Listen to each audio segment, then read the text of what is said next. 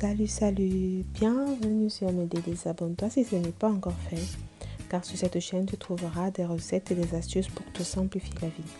En ce moment de fête, je vous propose une vidéo astuce pour rectifier ou encore sublimer nos assaisonnements en cette période de fête quand nous recevons ou encore tout simplement en famille.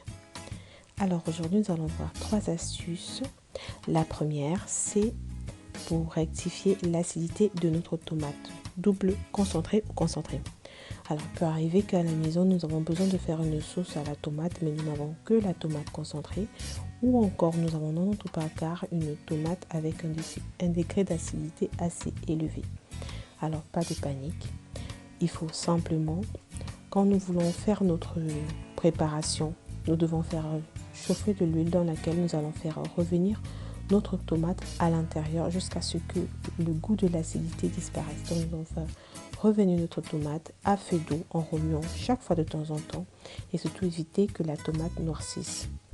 Après cela, quand notre tomate a déjà son degré d'acidité assez bas, nous pouvons continuer tranquillement notre préparation et c'est tout. Alors la deuxième astuce, ça peut être par exemple, nous avons fait une sauce nous avons fait un petit assaisonnement soit pour le poisson ou pour la viande. Nous remarquons qu'il y a un petit degré d'amertume à l'intérieur. Alors là, pas de panique également. Dans ce cas-ci, nous pourrons ajouter tout simplement le poivron vert dans notre préparation. Donc, nous allons couper une portion de poivron vert, nous allons écraser, puis nous allons rajouter à notre préparation et la faire cuire tout simplement. Il faut également signaler ici que l'amertume dans notre assaisonnement de poisson de la viande peut être due à un excès, par exemple de poireaux ou encore de gingembre en poudre.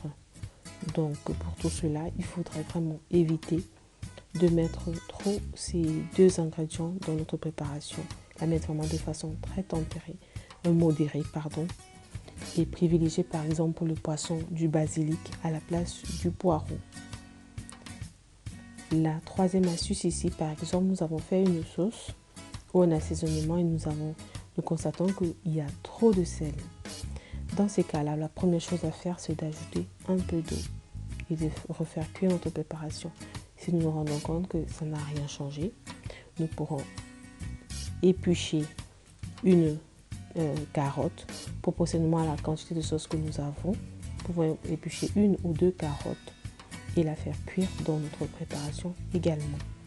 Si cela ne fonctionne toujours pas, nous pouvons également utiliser un bouchon de liège. Le bouchon de liège, c'est le bouchon que nous récupérons souvent dans des bouteilles de vin.